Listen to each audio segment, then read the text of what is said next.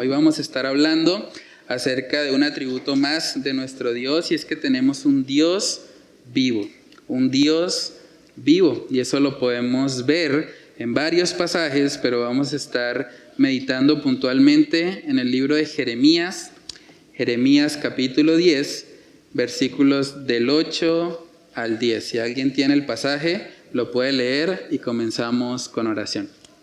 Todos se infatuarán y entontecerán enseñanza de vanidades en el leño. Es el leño. Traerán plata batida de Tarsis y oro de Ufaz, obra del artífice y de manos del fundidor. Los vestirán de azul y de púrpura, obra de peritos es todo. Mas Jehová es el Dios verdadero, es Dios vivo y Rey eterno. A su ira tiembla la tierra y las naciones no pueden sufrir su indignación. Amén. Vamos a orar para pedir la dirección del Señor. Padre, te damos muchas gracias por este tiempo, por la oportunidad de estar reunidos, Señor. Gracias por mostrarnos en tu palabra que tú eres un Dios vivo. Eres un Dios que eres real, Señor. Eres mucho más real incluso que nosotros mismos. Ayúdanos a poder ser conscientes de esa realidad. Ayúdanos a recordar que tenemos un Dios vivo, un Dios que no habita en cosas hechas por manos humanas, sino que por el contrario, Señor, tenemos un Dios que es inmaterial, un Dios que es espíritu, un Dios que habla a nuestros corazones y con el cual podemos relacionarnos confiadamente. Padre, que tú nos ayudes a poder meditar en este atributo, Señor. Ayúdanos a recordar que tú no estás muerto, tú no estás en la cruz, tú has resucitado, tú eres un Dios vivo, tú eres un Dios que tiene el poder para traer vida a todos aquellos que se acerquen confiadamente a ti, Dios. Padre, oramos para que tú te glorifiques, para que nos ayudes a comprender este atributo, pero sobre todo, Señor, ayúdanos a vivirlo, ayúdanos a aplicarlo, ayúdanos a ser conscientes de que tenemos un Dios real, un Dios vivo, con el cual podemos relacionarnos todos los días, en todo tiempo y en todo lugar. Padre, que solo tú, Señor, seas exaltado en esta noche. Te lo pedimos en el nombre de Cristo Jesús. Amén y amén. Bueno, hermanos, ahí en Jeremías capítulo 10 podemos ver que el profeta Jeremías está hablando de un contraste que era muy evidente. Es algo que en el Antiguo Testamento sucede mucho y eran las famosas estatuas que la gente adoraba. Incluso el pueblo mismo de Israel en algún momento llegó a ser un becerro de oro. Pero básicamente Jeremías está mostrándoles a estas personas que todo eso, en últimas, como dice ahí en el versículo 9, obra de peritos es todo. O sea, es algo que hacen los hombres. Toda forma de estatua, de yeso, cualquier cosa que pueda hacer el ser humano con sus manos, con su habilidad, en últimas es algo que no tiene vida. Y por eso él está contrastando y les está haciendo ver todo eso que los pueblos estaban adorando en ese momento, realmente eran obra de hombres. Pero él dice en el verso 10, contrastando eso, dice: mas Jehová es el Dios verdadero. Él es Dios vivo y Rey eterno. Entonces, preguntémonos a manera de reflexión, ¿por qué sería importante, según el contexto del pasaje en Jeremías, mencionar que Dios es un Dios vivo? Según lo que estamos viendo, Jeremías está contrastando los ídolos hechos por manos humanas versus Jehová como el Dios verdadero, como el Dios vivo. ¿Por qué creen ustedes que él utiliza esa expresión hablando de un Dios vivo? ¿Alguien quiere compartir algo? ¿O cómo se contrasta un ídolo hecho de manos humanas versus el Dios verdadero? Porque que las otras cosas están muertas, las estatuas no tienen vida. Exacto, ¿cierto? Lo que Jeremías está haciendo aquí es mostrándoles que eso que las personas están adorando, realmente eso no tiene poder. Si queremos verlo de alguna manera, eso está muerto, eso está sin vida. Lo que les está mostrando Jeremías es que Dios, Jehová, es el Dios vivo. Él sí es un Dios real, un Dios verdadero. Él sí tiene vida. Pero es interesante eso porque dice Dios vivo, ¿no? Y en ese contexto, ¿cómo creen ustedes que se entendería el estar vivo? ¿Cómo hubiesen pensado los receptores originales del texto acerca de este atributo sin tener una definición biológica acerca de la vida? ¿Cómo entendemos nosotros que algo está vivo, que alguien está vivo? Generalmente vamos a la biología. El ciclo de la vida que enseñan en el colegio, las cosas vivas nacen, crecen, se reproducen y mueren. Pero cuando hablamos del Dios vivo, no hablamos de ese ciclo biológico, porque Dios no nace. Dios es eterno, de hecho el mismo texto lo muestra. Dios no tiene principio ni fin. Entonces no estamos hablando de que Dios es un Dios vivo en términos de la biología o en términos de la ciencia actual. Lo que está contrastando aquí Jeremías es que los ídolos nada son, nada hacen, no tienen realmente sentidos, no pueden palpar nada, tienen oídos pero no oyen, tienen ojos pero no ven, tienen boca pero no hablan, mientras que Dios es un Dios vivo. ¿Sí? Ok. Entonces, ahí podemos ver un poco acerca de eso, ¿no? ¿Qué idea creen ustedes que podrían tener las personas cuando escucharan los receptores originales, ¿no? ¿Qué idea podrían tener cuando Jeremías les dijera que Jehová es un Dios vivo? ¿Qué es lo que debería haber ocurrido? ¿O qué pudieron haber pensado en ese contexto? Es complicado, ¿no? Porque, o sea, mirando todo el Antiguo Testamento, la gente era tan incrédula como a veces nosotros, ¿no? Y hasta el mismo pueblo de Israel viendo, o sea, las maravillas de Dios para sustentarlos, ellos se desviaron, o sea, hicieron un becerro de oro, renegaban. Y es complicado porque, por ejemplo, ellos adoraban a sus dioses y a sus vainas, y muy probablemente por lo que ellos adoraban o pedían, se les daba. Porque ellos eran tremendamente constantes con ese tema de la idolatría, de las estatuas y toda esa vaina. Y yo pensando en esto, o sea, porque yo creo que todos tenemos familiares o amigos que son incrédulos o creen en ese tema de las imágenes, la santería y tal. Y a veces uno quiere o conversa con ellos y esa es la respuesta de ellos. Sí. Bueno, a mí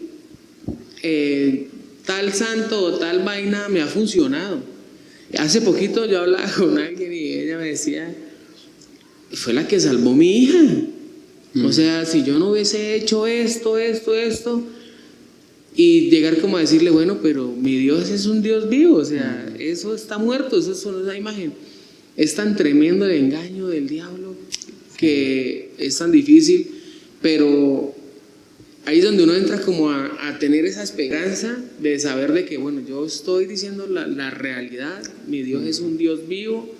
Y gloria a Dios si en algún momento esa persona se llega a acordar de estas palabras, que el Señor le presente alguna circunstancia o algo, pero también esa es la gran esperanza nuestra, ¿no? O sea, de que nuestro Dios es un Dios vivo, a diferencia de eso, que ellos adoran, que está muerto. Sí. Sabemos que Dios está ahí. Esta mañana estaba escuchando con la niña, con Belén, una canción que decía que Dios, que si hemos visto cómo es un celular.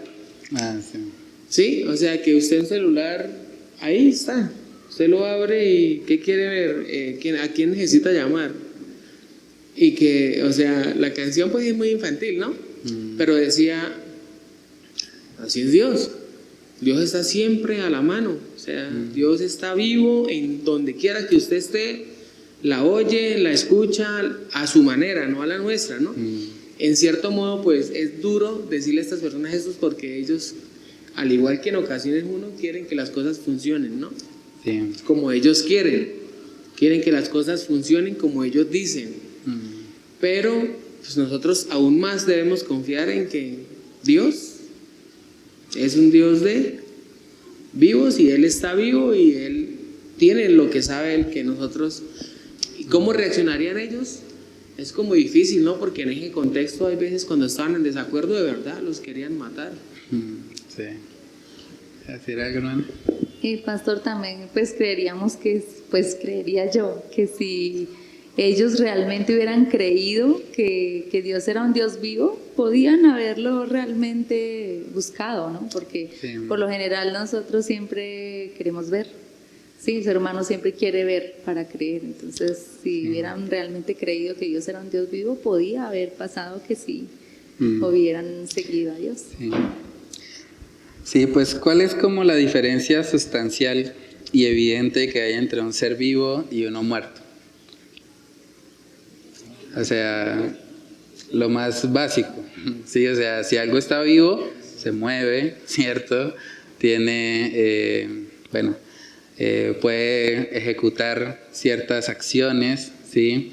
Mientras que algo cuando está muerto, está totalmente inanimado, inmóvil, está quieto, ¿cierto? Entonces, obviamente ellos en ese contexto no iban a tener, digamos, una definición muy técnica, muy precisa, muy biológica acerca de lo que es la vida, pero sí podían ver lo que es evidente. Cuando una persona está viva, se mueve, siente, habla, tiene acciones, pero cuando una persona muere, pues todo eso queda atrás. Una persona muere, de hecho la Biblia usa muchas veces cuando habla de la muerte el término dormir. Dice también en Eclesiastés que los muertos nada saben, ¿cierto? Entonces hay un contraste evidente entre la vida y la muerte.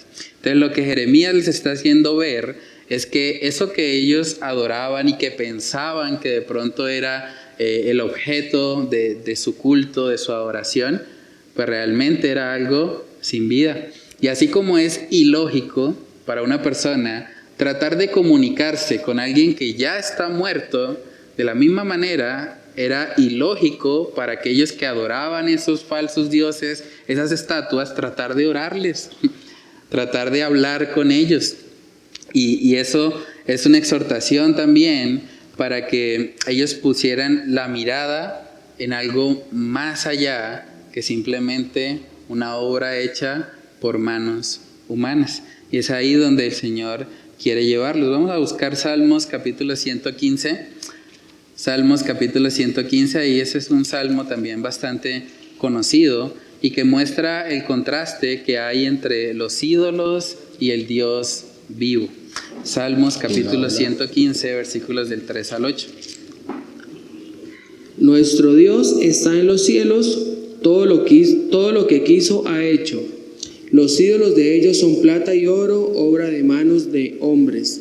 Tienen boca, mas no hablan, tienen ojos, mas no ven, orejas tienen, mas no oyen, tienen narices, mas no huelen, manos tienen, mas no palpan, tienen pies, mas no andan, no hablan con su garganta. Semejantes a ellos son los que lo hacen y cualquiera que confía en ellos. Tremendo, ¿no? Aquí hay una exhortación más, ¿no? Es como la respuesta a lo que usted estaba preguntando ahorita. Ajá. Y aquí hay una exhortación más porque les está diciendo ahí el salmista que semejantes a ellos son los que los hacen. No solamente el ídolo está muerto, aquel que idolatra también está muerto. Espiritualmente hablando, está separado de Dios, está en una condición de muerte espiritual, y cualquiera que confía en ellos, cualquiera que confía en un ídolo, porque en últimas ponen la mirada en lo creado y no en el creador. Entonces, este atributo de que tenemos un Dios vivo debe ayudarnos a quitar de nuestra vida cualquier ídolo. Saben que hoy en día tal vez no tenemos ídolos de yeso, de madera, como pues de pronto era habitual en la época del pueblo de Israel, pero podemos tener ídolos en nuestro corazón. Podemos tener ídolos intangibles. El trabajo puede ser un ídolo, el dinero puede ser un ídolo, el poder puede ser un ídolo, incluso la familia, si no tenemos cuidado, puede llegar a convertirse en un ídolo. Por eso es tan importante que nosotros recordemos que el único ser que debería ser adorado es Dios. ¿Sí?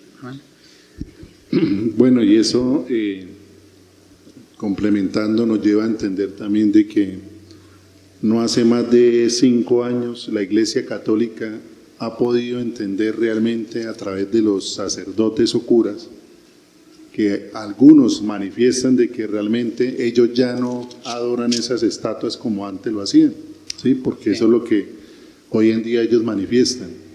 Pero decía un expositor, es tan difícil ya quitarle a una persona después de 40 años, que aún así esa persona se va al cementerio a hablarle a un muerto, que como decimos acá, ni oyen, ni hablan, y ellos creen aún que todavía los está escuchando, porque como creían en esa ideología de que órele ahí a esa estatua y tóquele el pie y échese 5 cruces. Y hoy yo veía que pasaba por el Perpetuo Socorro y ahí hay una iglesia católica y la gente desde afuera, o sea, rezaba, y ahorita estaba pensando en eso. Y uno dice, tremendo que la gente aún todavía no ha podido comprender. El problema de no leer este libro, definitivamente es eso. Sí. No, esa es una realidad, ¿no? La Biblia católica no tiene el Salmo 115, si lo tiene, pero no tiene igual. Entonces, Sí, no lo tiene. porque yo he intentado enseñar a mi suegra y no, dice, no, aquí dice otra cosa, ¿por qué la suya dice eso y aquí no dice? Sí, pues ellos cambian algunas cosas con el objetivo, digamos, de defender su doctrina. Incluso ellos tienen libros extras, los llamados libros deuterocanónicos, que eso significa después del canon. Es curioso porque el mismo nombre que le pusieron define que no son libros inspirados, porque fueron después del canon, deuterocanónicos. Pero en esos libros pues se habla también acerca de orar a los muertos, orar a los santos, y bueno, es algo que ellos han hecho tratando de como justificar su doctrina. Pero en últimas es algo hasta lógico, ¿no? Digamos, si realmente un santo pudiese escuchar de alguna manera las oraciones de las personas, pues ese santo tendría que tener los atributos que solo le pertenecen a Dios. O sea, por simple lógica, yo puedo mostrarle a un católico lo errado que es orarle a la Virgen, orarle a cualquier santo que ellos quieran orarle, porque en últimas, si hay un grupo de católicos, digámoslo así, orando a la Virgen acá en Bucaramanga, y hay otro grupo en el otro lado del mundo, en China, y hay otro grupo en Europa, y hay otro grupo en diferentes lugares del mundo, pues tendríamos que hablar de que la Virgen es omnipresente, porque ¿cómo escucha todas esas oraciones hechas en diferentes lugares del mundo? Ahora, si ellos se atreven a decir que la Virgen es omnipresente, pues estarían cayendo en idolatría, estarían diciendo que en últimas la Virgen es igual a Dios, o que cualquier santo que puede escuchar oraciones en todas partes del mundo sería igual a Dios. Entonces, por simple lógica, a la única persona a quien nosotros le podemos adorar y podemos orar es a Dios, porque solamente Él es omnipresente, solo Él está en todas partes, ni siquiera Satanás tiene ese atributo. Ninguno de los ángeles tiene ese atributo. Es un atributo que solo le pertenece al Señor. Entonces, realmente muchas de esas prácticas también se basan en la experiencia, y es el problema que hay cuando se exalta la experiencia por encima de la palabra de Dios, porque mucha gente dice, bueno, pues yo le oré a la Virgencita, yo le oré a San José, yo le oré al otro y a mí se me cumplió. Y como que se aferran mucho a esa experiencia vivida y piensan, no, como ya me cumplió el santo X, entonces le voy a seguir orando, voy a seguir haciendo porque funcionó. Pero el punto es que nosotros no hacemos cosas porque funcionan. Nosotros hacemos cosas porque la palabra de Dios, que es nuestra lámpara a nuestros pies, la lumbrera a nuestros caminos, nos dice realmente cómo debemos vivir. Vamos a mirar en Hechos capítulo 14 que algo que también había en el contexto de la iglesia primitiva, tal vez no necesariamente de la misma forma que vemos actualmente con el catolicismo romano, pero sí había mucha idolatría en la iglesia primitiva o en el tiempo de la iglesia primitiva, y podemos ver ahí en Hechos 14 que esa idolatría llegó a ser tal que incluso los apóstoles fueron llamados como si fueran ídolos. Ahí en Hechos 14 habla acerca de eso, vamos a leerlo. Hechos capítulo 14, versículos del 12 al 15. Y a Bernabé llamaban Júpiter y a Pablo Mercurio, porque este era el que llevaba la palabra. Y el sacerdote de Júpiter, cuyo templo estaba frente a la ciudad, trajo toros y guirnaldas delante de las puertas, y juntamente con la muchedumbre quería ofrecer sacrificios. Hasta el 15. Cuando lo oyeron los apóstoles, Bernabé y Pablo rasgaron sus ropas y se lanzaron entre la multitud, dando voces y diciendo: varones, ¿por qué hacéis esto? Nosotros también somos hombres semejantes a vosotros, que os anunciamos que de estas vanidades os convirtáis al Dios vivo, que hizo el cielo y la tierra, el mar y todo lo que en ellos hay. Amén. Tremendo eso, ¿no? Pueden ver que no hay nada nuevo debajo del sol. Eso, la idolatría, querer adorar a cosas que no son Dios, querer adorar a Júpiter, querer adorar a Saturno, esas cosas realmente no son nuevas. Eso hace parte del corazón idólatra del ser humano, que quiere buscar cualquier otra cosa que no sea Dios para convertirlo en objeto de adoración. Incluso llegaron a pensar, bueno, estos apóstoles hacen milagros, es que ellos son los ídolos. Es que este es Júpiter y el otro es Mercurio. Empezaron a llamarles así. Pero ¿qué pasó? Causó indignación en los apóstoles. ¿Cómo se atreven a adjudicarnos a nosotros, que somos hombres semejantes a ustedes, a adjudicarnos cosas que solo le pertenecen a Dios? O sea, es algo que ellos rechazaron inmediatamente. Y de la misma manera, nosotros deberíamos rechazar cualquier tipo de idolatría, incluso si está dirigida hacia nosotros. Cuando alguien de pronto se acerca y dice, es que usted es mi todo. Bueno, su todo debería ser Dios. O usted es la persona que me llena, o yo solamente puedo encontrar plenitud si estoy a su lado, y cosas por ese estilo realmente pueden llegar a ser expresiones de idolatría.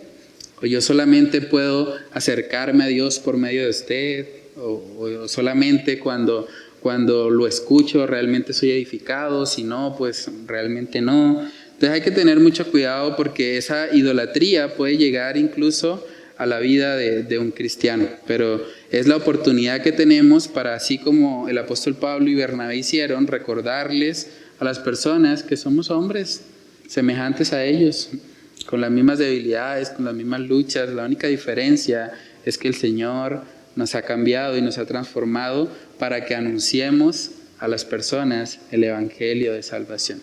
Es muy importante eso, llevar a la gente a que ponga la mirada no en los ídolos, sino en Dios. Solamente Dios es el Dios vivo que puede realmente saciar el corazón humano. Con lo que hay, la condición del ser humano sin Dios es de muerte espiritual. Por eso, la única forma de poder experimentar verdadera vida es por medio de un encuentro real y genuino con el Dios vivo. Solamente un encuentro con Dios puede transformar a las personas. Esos idólatras que estaban pensando que Pablo y Bernabé eran Mercurio y Júpiter, esos idólatras necesitaban conocer al Dios vivo. Necesitaban darse cuenta que no es ningún planeta, que no es ni siquiera las personas que estaban enfrente de ellos, que es Dios realmente el que hace todas las cosas, el que hizo el mar, la tierra y todo lo que existe. Efesios capítulo 2, versículos del 1 al 5. Vamos a leer ese pasaje. Ahí podemos ver muy claramente la condición de muertos espirituales antes de Cristo. Efesios 2, versículos del 1 al 5. Si alguien lo tiene, lo puede leer. Él os dio vida a vosotros cuando estabais muertos en vuestros delitos y pecados, en los cuales anduvisteis en otro tiempo, siguiendo la corriente de este mundo, conforme al príncipe de la potestad del aire, el espíritu que ahora opera en los hijos de desobediencia, entre los cuales también todos nosotros vivimos en otro tiempo, en los deseos de nuestra carne, haciendo la voluntad de la carne y de los pensamientos, y éramos por naturaleza hijos de ira, lo mismo que los demás. Pero Dios, que es rico en misericordia, por su gran amor con que nos amó, aun estando nosotros muertos en pecados, nos dio vida juntamente con Cristo. Por gracia sois salvos. Amén. ¿Pueden ver nuestra condición sin el Señor? Muertos. Estábamos muertos en nuestros delitos y pecados. Pero el Señor, en su misericordia, envió a su Hijo Jesús para poder salvarnos de esa condición. Y tenemos la oportunidad también ahora como creyentes, como personas que han sido vivificadas por Dios, por el Espíritu, para que anunciemos también esto a otros. Porque el mundo allá afuera cree tener vida, pero bíblicamente están muertos. Las personas que están afuera idolatrando, pensando que su Dios es el trabajo, pensando que su Dios es el dinero, pensando que su Dios son los placeres de este mundo, esas personas, aunque parecen estar vivas o biológicamente están vivas, espiritualmente están muertas. Necesitan un encuentro con Dios, con el Dios vivo, con el Dios que puede transformar esa condición de idolatría en una condición de adoración al Señor. Isaías capítulo 57. O sea, es que todo está tan tergiversado. Realmente uno como creyente necesita descansar en el Señor a la hora de evangelizar.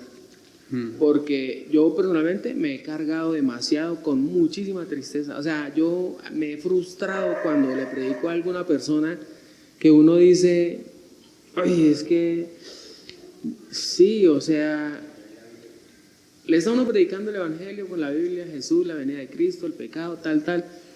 Y sí, claro, tremendo. Pero, o sea, es tremendo, ¿no?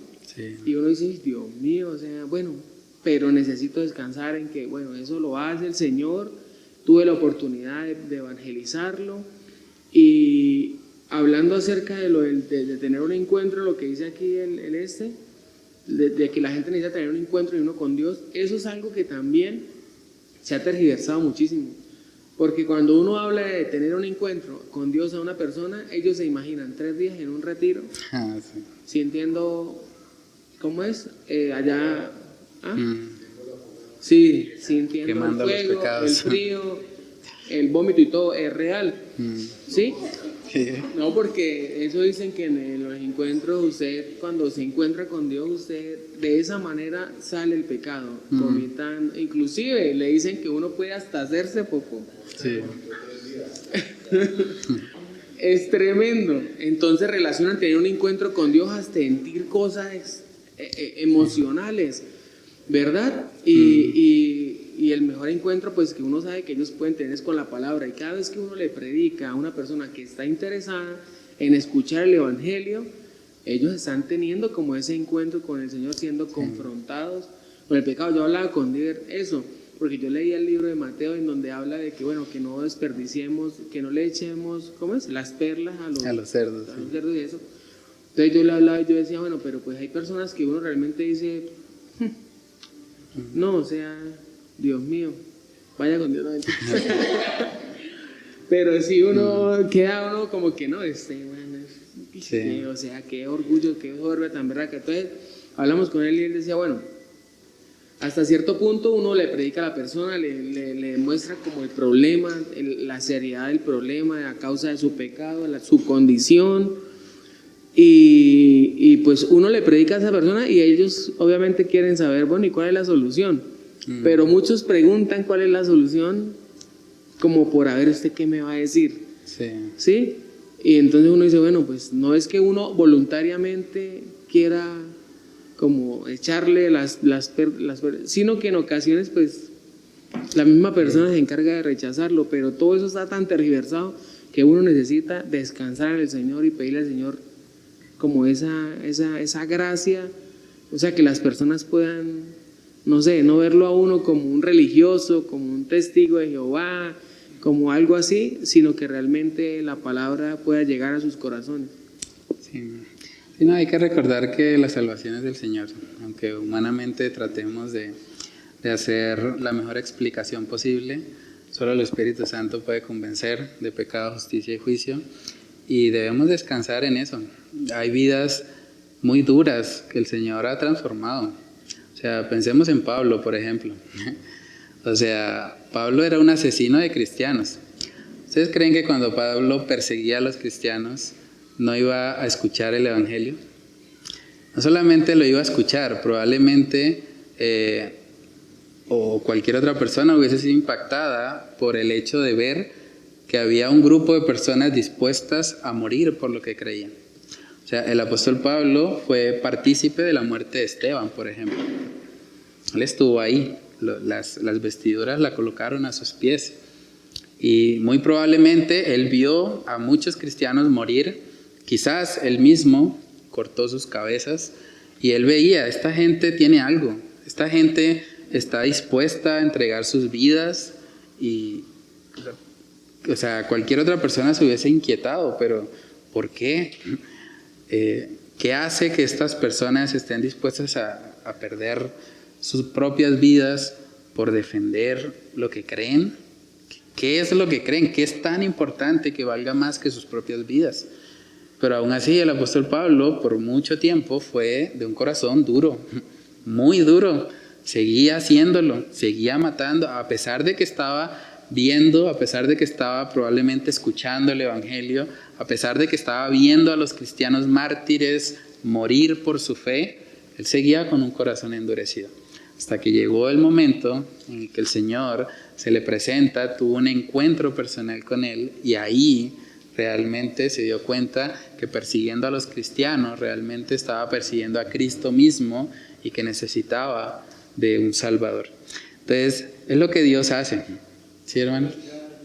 Hablando de lo que usted cuando estaba diciendo lo de Esteban, en el momento en que estaba ahí hablando, porque él dio un discurso impresionante, o sea, de mucho de Génesis hasta sí, fue algo y explicó, y imagínense lo que usted dice, o sea, Pablo, ¿quién era? Un tipo que, de hecho, yo me imagino que él escuchó todo el discurso de Esteban, porque dice que cuando le tiraron la ropa a los pies de él, y yo me imagino que él escuchando todo lo que Esteban decía, lo sabía, porque era un hombre que conocía el Pentateuco, la ley y todas esas cosas, pero ahí donde vemos la dureza del corazón, y ahí es cuando dice, bueno, porque uno dice, bueno, pues yo tanto que le he hablado a mi familia, tanto que le he hablado a vecinos, y nada, y bueno, ya no haya uno que ver.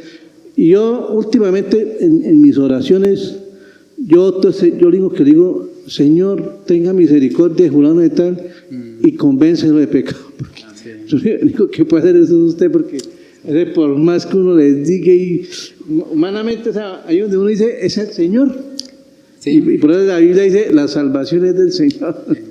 No, también probablemente si cada vez que le predicáramos a alguien, esa persona se convierte, probablemente podríamos caer en orgullo. Es que yo, cada vez que le predico, lo convenzo, lo traigo a la salvación, mejor dicho, yo soy el ungido. Entonces también yo creo que el Señor muchas veces trata con nosotros y nos enseña a ser pacientes, a recordar que no es en nuestras propias fuerzas, no es por nuestra sabiduría, sino que es Él, en el tiempo de Él y a la manera de Él. Entonces eso a veces nos cuesta, pero es una realidad, y nuestro trabajo es ser como el sembrador. ¿Recuerdan la parábola del sembrador de Jesús? Vamos y esparcimos la semilla, y en el tiempo de Dios y de su voluntad, pues crecerá esa semilla y dará fruto. Isaías 57 en el versículo 15, si alguien lo tiene ahí lo puede leer. Porque así dijo el alto y sublime, el que habita la eternidad y cuyo nombre es el Santo. Yo habito en la altura y la santidad, y con el quebrantado y humilde de espíritu, para hacer vivir el espíritu de los humildes y para vivificar el corazón de los quebrantados. Tremendo eso, ¿no? ¿Quién es el que vivifica, según el texto? ¿Quién vivifica el corazón de los quebrantados? Es el Señor. Él habita con el quebrantado y humilde de espíritu para hacer vivir a los espíritus humildes y para vivificar el corazón de los quebrantados. Entonces debemos guiar a las personas que, aunque creen estar vivas, sabemos a la luz de la palabra que están muertas. Debemos guiarlas al Dios que vivifica, al Dios que es el único que puede rescatarles de la condición en la que se encuentran. Lo que también hay en la parte de aplica, el hecho de creer en un Dios vivo implica que nuestra relación con Él debe ser tan real y dinámica como cualquiera de las relaciones que percibimos con los sentidos físicos. Dios no es un ser inanimado con el que no podamos interactuar. Muy por el contrario, la Biblia nos muestra que Él está vivo y su palabra también. No solamente Dios está vivo, su palabra también está viva. Vamos a verlo en un momento. Pero pregúntate a manera de reflexión, ¿cómo está tu relación personal con Dios? ¿Dios es más real para ti que la persona que tienes al lado? Porque Dios, si hablamos de un Dios vivo, hablamos de un Dios real. Dios no está muerto como a veces algunos han tratado de afirmar, o como se representa a veces en la iglesia tradicional, el Cristo crucificado, y la gente piensa, bueno, ya Dios se murió, pobrecito, triste, allá terminó crucificado. Pero ese no es el Dios que vemos en la Biblia. Dios está vivo, Dios resucitó, Cristo resucitó al tercer día y dio testimonio precisamente de haber vencido la muerte. Entonces, ¿cómo está tu relación personal con Dios, con ese Dios vivo? ¿Estás relacionándote también con su palabra que es viva? Su palabra es viva. O sea, este libro, aunque pareciera algo inanimado, este libro que pareciera algo, pues tal vez muerto, si queremos verlo en términos biológicos, este libro está vivo. Su palabra está viva. Cuando nosotros la estudiamos, cuando nosotros meditamos en ella, podemos tener vida espiritual. Podemos ser guiados por el Señor. Hebreos capítulo 4 en el versículo 12, vamos allí.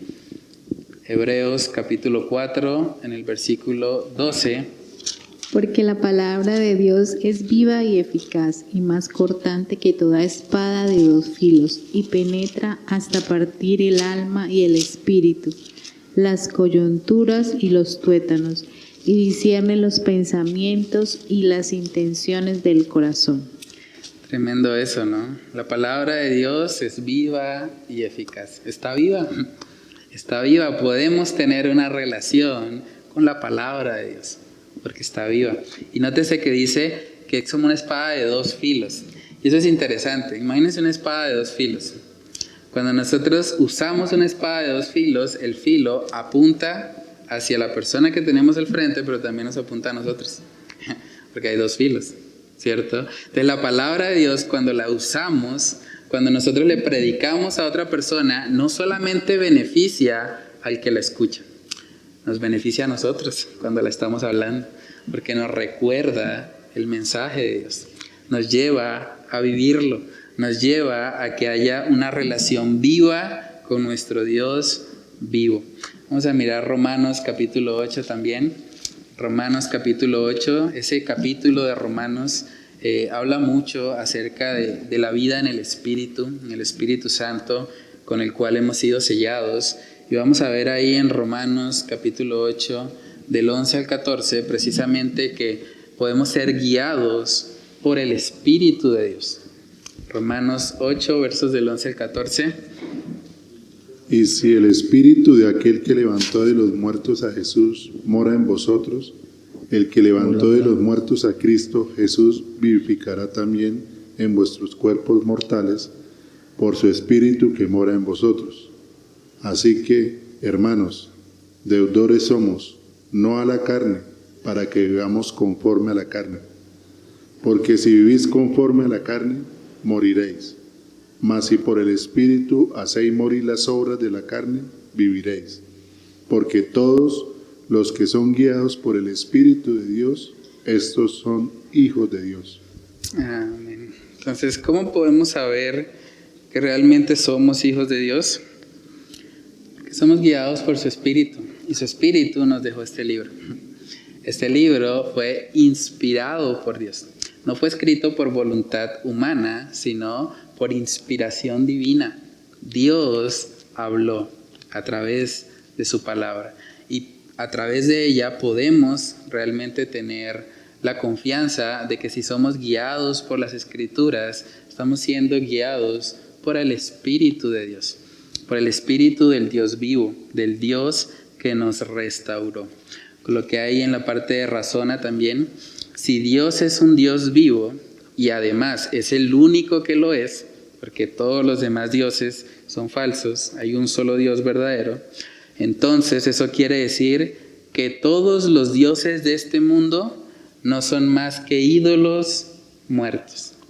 Y no solamente debemos pensar en las estatuas, en los yesos, los ídolos también inmateriales son ídolos muertos, la riqueza material, el poder, los placeres sexuales ilícitos, la sabiduría terrenal, incluso el culto al yo. Todo eso que hablamos también el sábado en la escuela de padres, la ideología de género, por ejemplo, tiene un trasfondo de idolatría al yo. Yo decido qué soy. No es Dios el creador el que me define, sino que yo como criatura defino qué soy. Defino si soy hombre, defino si soy mujer, defino cuál letra del abecedario que tienen ellos, a cuál pertenezco, ¿cierto? Entonces, en últimas, es idolatría al yo. Es pensar que la criatura tiene el poder que solo le pertenece al Señor. Entonces, cualquier ídolo terrenal, cualquier otra cosa que no sea Dios, en realidad es muerte. Y es nuestro deber cristiano anunciar al mundo sobre la verdadera fuente de vida. Cuando una persona adora a un ídolo, el ídolo nunca le va a contestar. El ídolo nunca va a satisfacer realmente la necesidad de su alma. Por lo tanto, la persona que pone su confianza en un ídolo, bíblicamente está muerta. Pero ¿qué necesita esa persona? Necesita de alguien que le hable acerca de dónde puede encontrar la verdadera vida, la verdadera fuente para su alma. Primera de Reyes, capítulo 18. Este es un pasaje muy conocido. ¿Recuerdan la historia del profeta Elías con los 450 profetas de Baal? Y es interesante ese pasaje porque vemos que Elías tal vez tenía una actitud no muy correcta en ese momento. Él estaba pensando que él era el único, que no había más profetas sino él. Y luego el Señor trata con esa área de la vida de Elías. Pero es interesante porque algo que hizo Elías fue exponer los ídolos. Exponer a la gente a darse cuenta que los que ponen su confianza en Baal, Baal no es nada. Los ídolos no son nada. Nuestra tarea como cristianos también es anunciarle al mundo que los ídolos que persiguen no son nada. La riqueza material sin Dios no es nada. Los placeres sexuales ilícitos sin Dios, eso no es nada. Las adicciones, los videojuegos, las cosas de las que este mundo está detrás, eso no es nada. Sin Dios eso no es nada. Y es lo que Elías hizo. Miremos 1 Reyes 18, versos del 36 al 39. Oiga, pastor, yo lo voy a leer. Nosotros tenemos con mi esposa una familia de amigos. Bueno, mi esposa los conoció hace poco, pero yo conozco al man hace muchos años. Y el man pues era normal, hablándolo económicamente, ¿no? O sea, era trabajador normal y bien. Inclusive la nona de él pues era creyente. Y él iba a la iglesia con la nona, yo me acuerdo. Yo lo cogía de parche. Imagínese. Y ahora el man trabajando hizo billete. Hizo mucho dinero. Él conoció a la esposa cuando estaba normal. O sea, hablándole económicamente. Y estando se casó y súper bien y todo. Y nosotros lo conocimos a él cuando él se casó y toda la vaina y súper bien, el matrimonio de él pues como todo, ¿no? Con sus problemas bien. Y el man empezó a trabajar se metió para unos negocios y se llenó pues de billetes, por decirlo así. Y él reconoce, porque hace poquitico hablando y todo el tema, y él dice que la plata lo dañó. Él dice, o sea, tanto amor al dinero lo logré y me destruyó todo, o sea, se destruyó el hogar, se está divorciando, está terriblemente perdido en el alcohol, está destruido. Y él reconoce eso, o sea, él dice, eso que yo tanto anhelé y adoré y pedí y tal, me va a matar. ¿Sí? Tremendo, ¿no? Y él reconoce que, porque recuerda lo que su abuelita le decía y lo que le predicaban en su iglesia cuando era niño y todo eso. Y él dice, necesito acercarme a Dios. Necesito hacerlo urgente. Sí. Tremendo, ¿no? Sí, ¿no? Hay gente que Sí, también no, sí. necesita a veces como pasar por eso, como la historia del hijo pródigo. O sea, hasta que no estuvo comiendo con los cerdos, no se dio cuenta realmente de lo valioso que tenía y que se había ido detrás de ídolos que no son nada en últimas. Entonces, a veces realmente el Señor trata también así, pues bueno, gracias a Dios que por lo menos lo puede ver, lo reconoce. Hay gente que sigue cegada y sigue pensando, corriendo detrás del dinero como si fuera un fin en sí mismo. Pero bueno, es una oportunidad para predicarle. Sí, ya me olvidó pedir oración, se llama Oscar Ariza. Sí. Inclusive él me dice a mí, ore por mí, eso y lo otro. Sí. Pero ahí está muy cogido por la vagancia. Eso Sí. es duro, pero uno sabe que en su corazón está el deseo de buscar, porque de verdad él expresa un deseo sincero de querer buscar al Señor. Y pues bueno, también que el Señor le da a uno como gracia y eso, porque pues él está es como solo conmigo hablando, ¿sí? Porque pues él no tiene ningún amigo así como creyente. Sí, que el Señor nos ayude ahí, oremos por él. Se le dijo que no dijera nada. Sí, su merced va a leer el texto, Primera de Reyes 18. ¿Cuál es? Ya me olvidé, no, mentira. Sí. Listo, ya lo tengo. Cuando llegó la hora de ofrecer el holocausto, se acercó y dijo: Jehová, Dios de Abraham, de Isaac y de Israel, sea hoy manifiesto que tú eres Dios en Israel y que yo soy tu siervo y que por mandato tuyo he hecho todas estas cosas. Respóndeme, Jehová, respóndeme, para que conozca este pueblo que tú, oh Jehová, eres el Dios y que tú vuelves a ti el corazón de ellos. ¿Hasta cuál número es? Hasta el 39. Entonces cayó fuego de Jehová y consumió el holocausto, la leña, las piedras y el polvo, y aún lamió el agua que estaba en la zanja. Viéndolo todo el pueblo, se postraron y dijeron: Jehová es el Dios, Jehová es el Dios. Tremendo eso, ¿no? Realmente nosotros tenemos una tarea parecida a la que hizo Elías en ese momento. Tenemos que mostrarle a la gente que sus ídolos no son nada. El libro de Eclesiastés es muy útil también en eso, porque habla precisamente de la idolatría que hay debajo del sol. La gente persigue el dinero, persigue la sabiduría terrenal, los títulos. Hoy en día la gente piensa, si yo tengo un grado académico más alto, entonces soy superior al que no hizo el bachillerato, al que tal vez no estudió tanto como yo. La gente persigue el poder, la fama, ¿sí? Las cosas de este mundo, los placeres, las adicciones, las drogas, bueno, tantas cosas. Pero es nuestro deber cristiano mostrarle a la gente, nada de eso te va a llenar. De hecho, te va a dejar más vacío y estás muerto persiguiendo eso. Oiga, pastor, A veces la gente también quiere su milagro. O sea, quieren eso y que Dios me haga este milagro y yo realmente sí voy a llegar a los caminos de Dios. Y resulta de que, bueno, pasa ese milagro o pasa eso y llega un tiempo y ya ellos se olvidaron de que realmente Dios de pronto pudo haber ayudado ahí, pero ellos se olvidaron de que no, eso ya no.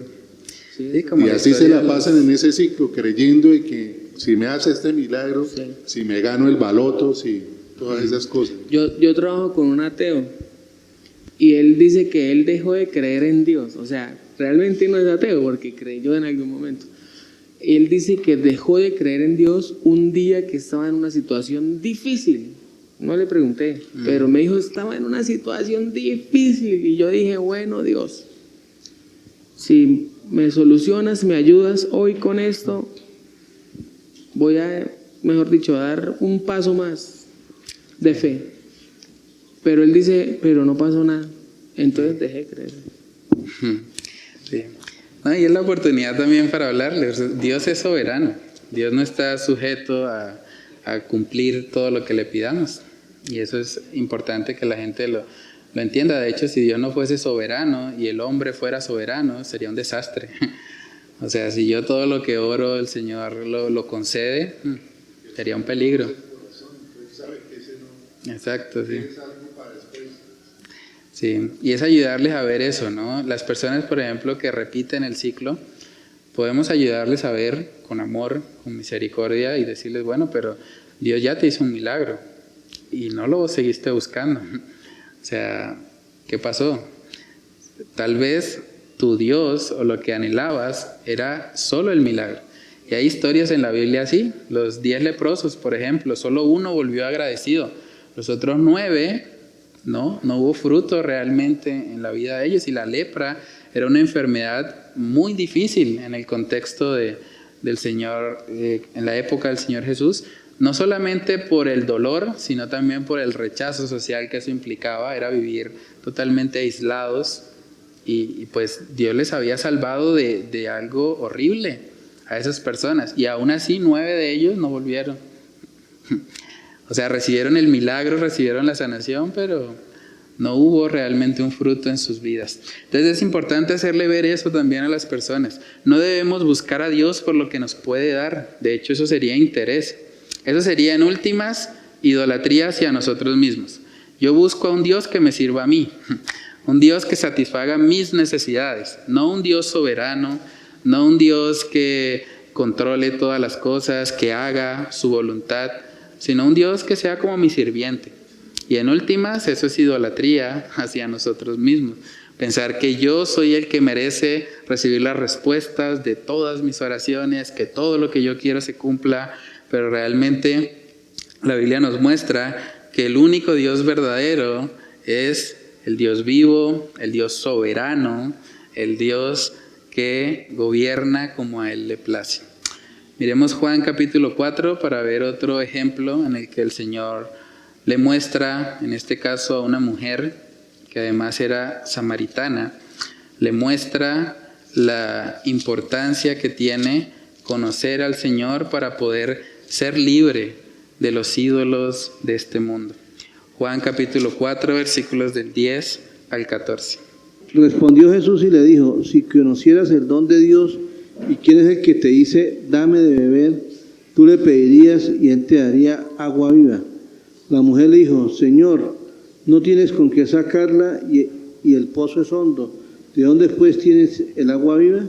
¿Acaso eres tú mayor que nuestro padre Jacob, que nos dio este pozo, del cual bebieron él, sus hijos y sus ganados? Respondiendo Jesús le dijo, cualquiera que bebiere de esta agua volverá a tener sed, mas el que bebiere del agua que yo le daré no tendrá sed jamás, sino que el agua que yo le daré será en él una fuente de agua que salte para vida eterna. Amén. Es interesante eso, ¿no? Otra vez Jesús utiliza ese atributo. Le está diciendo a la mujer samaritana que ¿dónde está el agua viva? O sea, la está llevando a pensar en algo más allá que lo material, que lo físico. Está diciendo, ¿dónde pues tienes el agua viva? Para llevarle a considerar que el agua que ella está buscando es un agua para saciar sed temporal. Pero la sed que sacia el Señor es una sed espiritual y es la que verdaderamente es real. ¿Saben que en últimas el cuerpo se queda acá? Uno a veces se afana de pronto por lo material y todo esto, pero uno puede ir a un cementerio y darse cuenta. El polvo se queda acá, el polvo vuelve a la tierra. Entonces, ¿qué es realmente lo real? Lo inmaterial, porque eso permanece para siempre. ¿Qué es lo que realmente está vivo? No es nuestro cuerpo porque se va a morir, se va a acabar un día. Pero nuestra alma, nuestro espíritu, nuestro ser inmaterial, eso tiene valor. Y el agua viva de la que le está hablando aquí el Señor Jesús a la mujer samaritana es el agua que sacia lo inmaterial. Por eso dice, cualquiera que bebiere esta agua, del agua física, volverá a tener sed. Cualquier ídolo de este mundo va a dejar a las personas vacías, insatisfechas, sedientas. Pero solamente una relación con Dios va a traer a ellos ese gozo y esa fuente de agua que salte para vida eterna. Dice una canción también que cantamos acá y que está basada en Salmos 42, si mal no recuerdo, como el ciervo brama por las aguas, así brama por ti, oh Dios, mi alma. Y dice, mi alma tiene sed de Dios, del Dios vivo, del Dios de mi salvación. Tomar de este Dios vivo debe traer plenitud a nuestras vidas y debe llevarnos a vivir vidas gozosas que le muestren al mundo dónde pueden saciar su sed. Cuando las personas ven cristianos llenos de gozo, cristianos que a pesar del sufrimiento, que a pesar de las dificultades que son inherentes en este mundo caído, que a pesar de eso están plenos, están satisfechos, están experimentando amor, gozo, paz, paciencia, benignidad, bondad, fe, mansedumbre, templanza. Cuando el mundo ve eso, va a pensar, ¿de dónde lo sacaron? ¿Cómo pueden tener eso? Es la oportunidad que tenemos como cristianos para hablarles acerca del agua viva, para hablarles acerca de nuestro Señor Jesús. Coloqué ahí en la frase para meditar un texto bíblico que está en 2 Corintios capítulo 3, versículo 3. Ahí el apóstol Pablo habla acerca de los cristianos, refiriéndose a ellos como una carta. O sea, somos como una carta expuesta, una carta escrita por Cristo para el mundo. Saben que el mundo no lee la Biblia, el mundo lee cristianos. El mundo observa nuestras vidas, por lo tanto, somos como cartas expuestas para ellos. Y necesitamos mostrarles a ellos que tenemos una relación con un Dios vivo, con un Dios que satisface y llena todas las áreas de nuestro ser. Dice ahí, es evidente que ustedes son una carta escrita por Cristo y expedida por nosotros. Carta que no fue escrita con tinta, está hablando de los cristianos, sino con el Espíritu del Dios vivo. Y no en tablas de piedra, sino en las tablas de corazones que sienten. En el interior el Señor nos ha transformado. Y ahora somos cartas abiertas para el mundo. Y debemos mostrar y testificar dónde pueden encontrar salvación. Entonces en la parte de atrás coloqué algunas actividades de profundización. Yo les envié por el grupo del Faro los videos. Hay una prédica que se llama Cristo vive en mí, del pastor Sugel Michelén. Tiene que ver con eso, con que tenemos un Dios vivo que vive en nosotros y que nos lleva precisamente a actuar de forma completamente diferente a lo que éramos antes de Cristo. También hay otra prédica muy buena que se llama De las vanidades al Dios vivo, del pastor Israel Sanz, también muy bueno. Habla acerca de esa realidad que cada cristiano ha vivido. Antes de conocer a Cristo íbamos detrás de las vanidades y ahora que lo conocemos a Él, tenemos en Él la fuente o el Dios vivo que sacia nuestras almas. Entonces pueden ver ahí ambos videos y escribir en el recuadro las principales enseñanzas. También les compartí un artículo, esa es la actividad número 2, que se llama Lo que Nietzsche quiso decir cuando dijo Dios ha muerto. Nietzsche es uno de los filósofos seculares, ateos, tal vez más reconocidos y respetados, pero es interesante porque cuando él habla de que Dios ha muerto, y él afirmó eso, de hecho, no sé si han escuchado acerca de la película que salió hace unos años, que creo que siguen sacando todavía como versiones de la película, que se llama Dios no está muerto. Esa película nació como una forma de contrarrestar digamos lo que Nietzsche dijo en su momento, y era que Dios había muerto. Según él, Él pensaba que la religión era cosa del pasado, que eso ya se iba a acabar, que ya prácticamente Dios estaba muerto, que era cuestión de tiempo. Pero en últimas pasó el tiempo y el que se murió fue Nietzsche, no Dios. Entonces podemos meditar ahí en el artículo y meditar en las consecuencias prácticas de tratar de vivir bajo una cosmovisión en la que supuestamente Dios ha muerto. O sea, eso es interesante porque si Dios ha muerto, no hay estándar moral. Si Dios ha muerto, esto sería un caos total. O sea, ¿quién me puede decir a mí que matar a otra persona está mal si Dios ha muerto? Otra persona, pero ¿por qué su criterio va a ser más importante que el mío? En última, sin Dios sería un caos a nivel moral, a nivel de orden, a nivel de organización de las naciones y bueno, todo lo que vivimos hoy en día. Entonces pueden leer ahí el artículo y escribir las implicaciones de pensar que Dios ha muerto. Y como actividad número 3, para ya como introspección, reflexión personal, pregúntate, ¿cómo impacta tu vida devocional meditar en que Dios es un Dios vivo con el que puedes relacionarte activamente en todo tiempo y lugar? Si Dios es un Dios vivo en todo tiempo y en todo lugar, yo me puedo acercar a Él. No solo en la iglesia, aún fuera de ella.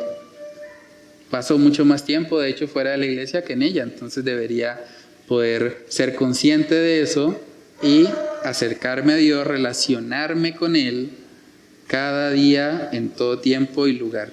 También coloqué ahí, estás viviendo de tal manera que te esfuerzas por mostrar a todos que hay una diferencia sustancial entre los ídolos de este mundo y el Dios vivo.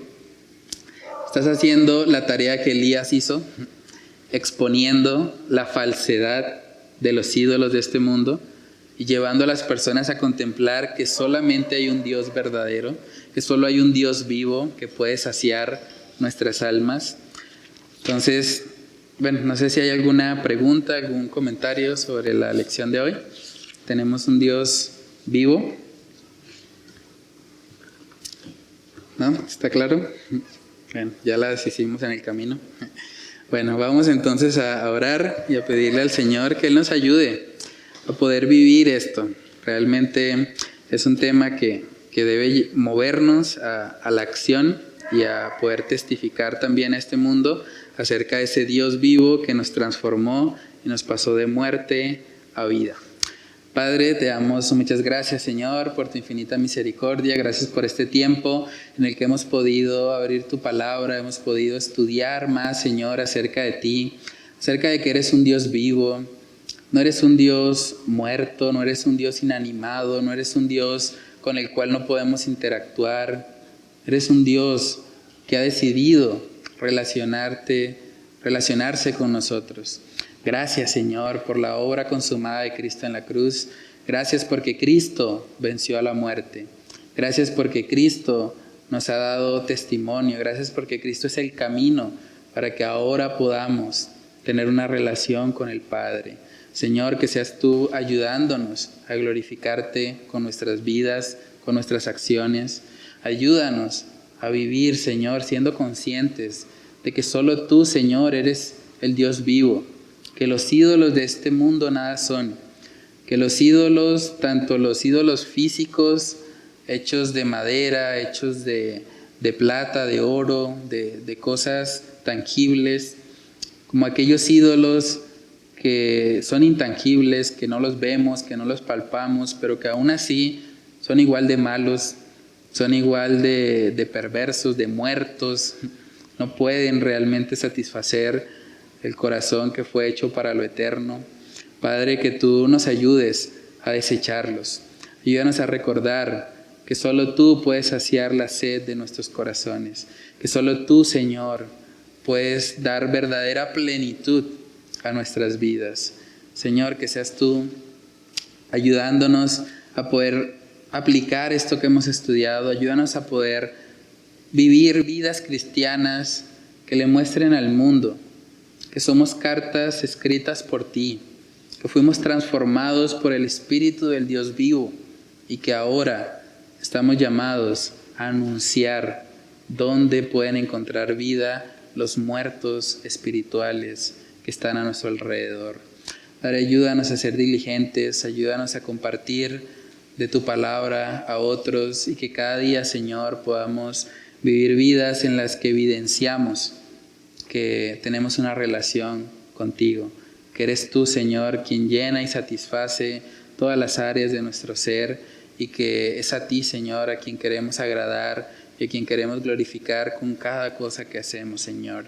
Padre, oramos para que tú nos ayudes a vivir lo que hemos estudiado en esta noche. Te lo pedimos, Señor, en el nombre de Cristo Jesús. Amén y amén.